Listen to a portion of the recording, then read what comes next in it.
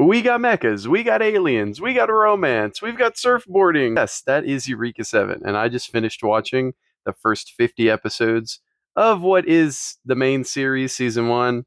Let me tell you about it. I should preface this by saying there's going to be a lot of spoilers for Eureka 7, the original series, so if you haven't seen it, you probably should stop watching. I should also mention that the technical follow-up series to this show, Eureka 7 AO or Astral Ocean, will be a separate anime review. But I will be doing an overall anime how to watch video on my YouTube channel, Comic Comics, for this entire series. So stay tuned for that. So what is Eureka 7 about? Well, the main series that I have currently watched follows Eureka, which is how they say it in the English dub, and Renton.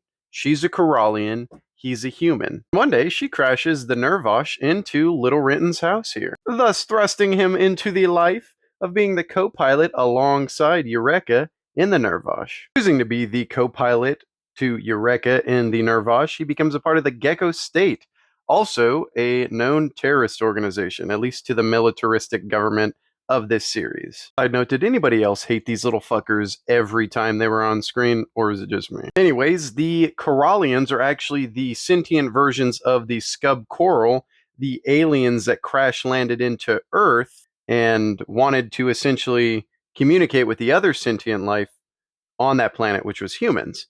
But they couldn't because the only way they could do that was to absorb them. And humans kind of saw that as these aliens are trying to kill me by absorbing me. Even though technically they're all still alive once being absorbed in the control cluster, which is like heaven, but yeah, you can look more into that when you watch it. Essentially, she's like a blank piece of paper, and the love that they form throughout the series is kind of the ink that the Corallians wanted to observe to be able to communicate with the human species to kind of coexist. And the Nervosh is kind of the pin that allows them to do it. There's a lot of life lessons along the way. There's a lot of surfing. Overall, the series was really good because of the relationship between not only Eureka and Renton here, but the relationship they also shared with the very sentient Nervosh. Overall, I give this series about a 6 out of 10. There were a lot of issues, and it did take me about 20 to 25 episodes to get into it out of the 50 episodes in the first